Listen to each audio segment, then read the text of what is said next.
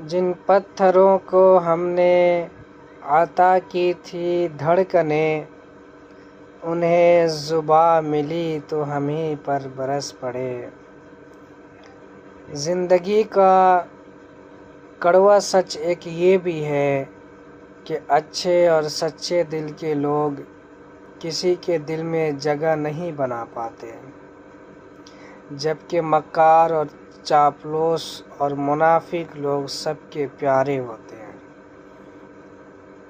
پسندیدہ شخص سے دل بھر سکتا ہے، لیکن جس سے محبت ہو اس سے دل نہیں بھر سکتا۔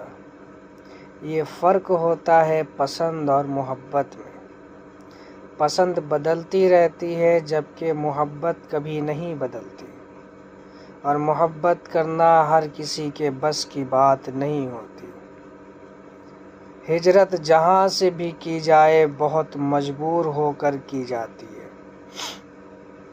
بہت کچھ سہ کر برداشت کر کے ہجرت کر جانا بہت دکھ دیتا ہے، پھر وہ گھر سے ہو یا کسی کے دل سے۔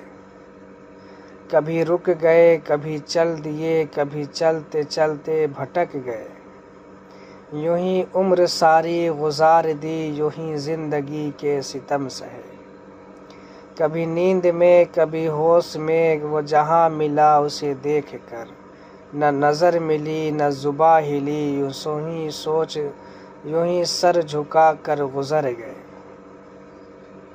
مجھے یاد ہے کبھی ایک تھے مگر آج ہم ہیں جدا جدا، وہ جدا ہوئے تو سنور گئے، ہم جدا ہوئے تو بکھر گئے۔ کبھی عرش پر، کبھی فرش پر، کبھی ان کے در، کبھی در بدر۔ غم عاشقی تیرا شکریہ، ہم کہاں کہاں سے گزر گئے۔ روح کو اذیت دینے والی اور دل کو الجھانے والی کوئی چیز اتنی اثر انگیز نہیں جتنی وابستگی ہے۔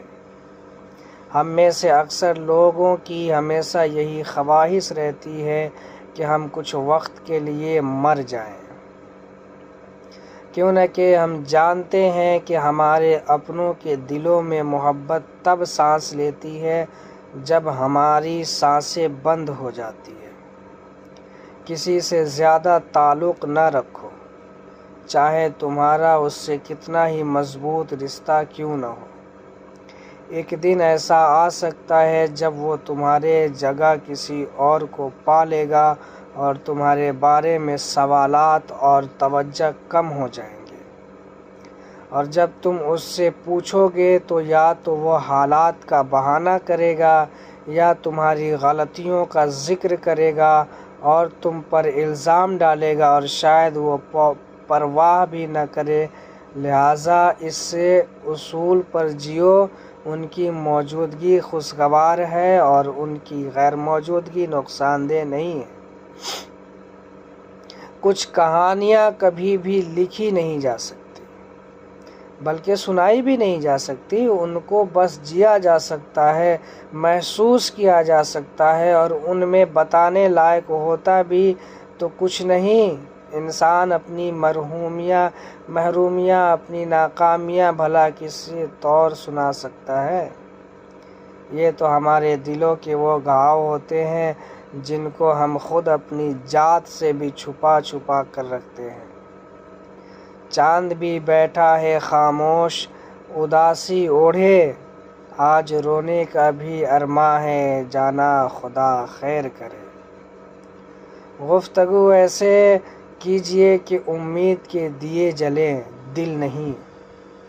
قدر ایسے کیجیے کہ آپ کے آس پاس والوں کو جینے کا حوصلہ ملے، مرنے کا نہیں۔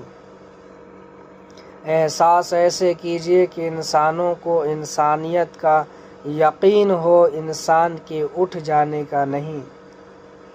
تم کسی روز مجھ سے ملنے آ جاؤ، میں یوں خوش فہمی سے کام نہیں لیتا، جانا میرے ہر شعر کا تعلق ہے تم سے، لیکن دیکھو میں تمہارا نام نہیں لیتا۔